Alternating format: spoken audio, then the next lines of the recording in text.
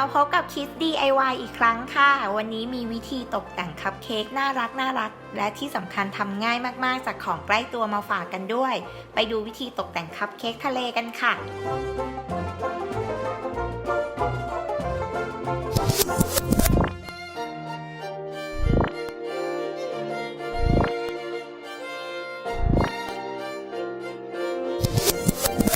เราจะทำบัตเตอร์ครีมให้เป็นสีฟ้าก่อนนะคะ ใครชอบเข้มหรืออ่อนขนาดไหนใส่สีได้ตามใจชอบเลยค่ะ เสร็จแล้วก็นำมาปาดลงบนคัพเค้ก ปาดจนทั่วเลยนะคะ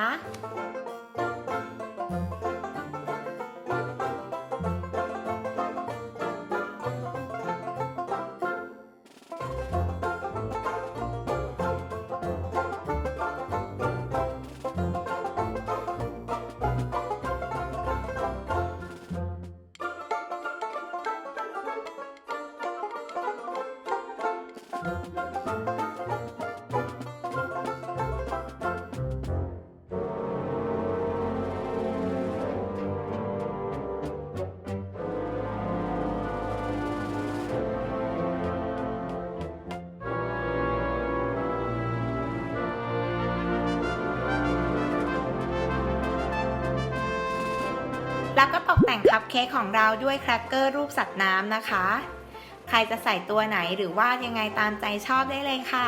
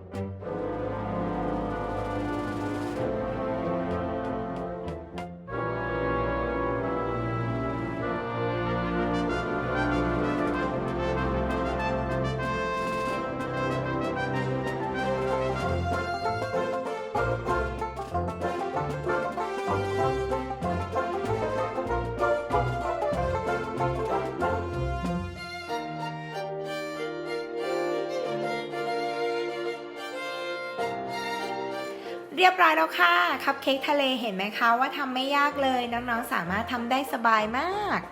ครั้งหน้า Kids DIY จะมีเมนูไหนมาฝากกันอีกนะคะกด Subscribe Kids Kitchen เอาไว้แล้วก็อย่าลืมกดกระดิ่งกันด้วยนะคะ